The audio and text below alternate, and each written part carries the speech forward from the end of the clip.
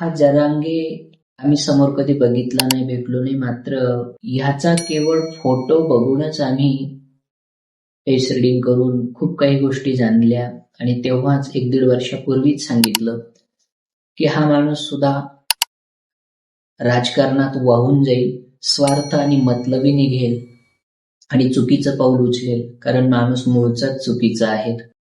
कालच्या महाराष्ट्राच्या निकालाने अनेक गोष्टी बघायला मिळाल्या, तुम्हाला पुरावेच मिळाले. आम्ही तर पूर्वीच भविष्यवाणी केलेली होती, महाराष्ट्र सरकार तर येणार होतच, जे आहे ते बीजेपीचं. मात्र आम्ही कुठल्या पक्षात. सर्वांना जय शिवराय. विषय आहे की मराठ्यावर भुंकणारा साधू या संदर्भात मुंगसापूरचा मुक्तानंद चंपा टकलू बोलला होता ना का मी जरांगे पाटलावर काय बोललो, मराठ्यावर काय बोललो, हा व्हिडिओ दाखवा, बघू द्या, आणि नंतर काय शिव्या घालायचे ते घाला, काळजी करू नको चंपा. मराठीत काय काय शिव्या देता हे तुला आता समजन.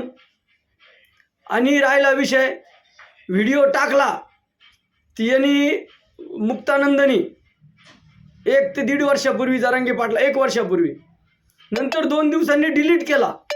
जेव्हा मराठ्यांचा आक्रोश लक्षात आला, त्रिशूल पाटलांनी व्हिडिओ बनवला, मराठे हे जातीवंत मराठे आहेत, मरायला मारायला सत्यासाठी लढायला कधीच मागं हटत नाही. आणि आता तू हे बघ आणि मराठी तुला काय काय शिव्या देतील हे बी तू ऐक. चंपा, सत्य माहिती पुराव्यानिशी खुलासा. त्रिशूळ पाटील या मूर्ख माणसाने मागे एक व्हिडिओ बनवून आम्हाला बदनाम केलं की मराठ्यांवर भुंकणारा साधू असं लिहिलं, आणि खुशाल कमेंट करतात खाली लोक. माणसांमध्ये जागरूकता असली पाहिजे की याने जे बोललं त्याला काही अर्थ नाही. पहिले तर आपण तपास तर घ्यावा का महाराज खरंच मराठ्यांवर काय बोलले, कुठे तो व्हिडिओ तो पहिले दाखव, आम्हाला ऐकू दे, मग हाला शिव्या. पण पत्रकारांची ही खूप मोठी चूक आहे आणि अर्धवट ऐकणाऱ्यांची पुन्हा अजून दुसरी चूक आहे, ज्याच्यामुळं हा अध्यात्म नष्ट होऊ राहिला, सत्याला प्रॉब्लेम येऊ राहिले, लोक जेलमध्ये जाऊ राहिले. आम्ही सुप्रीम कोर्टाचे केस सॉल्व करतो, आमच्याकडे हायकोर्ट सुप्रीम कोर्ट रोजच येतात, कोणी कोणी रडत. लक्षात घ्या.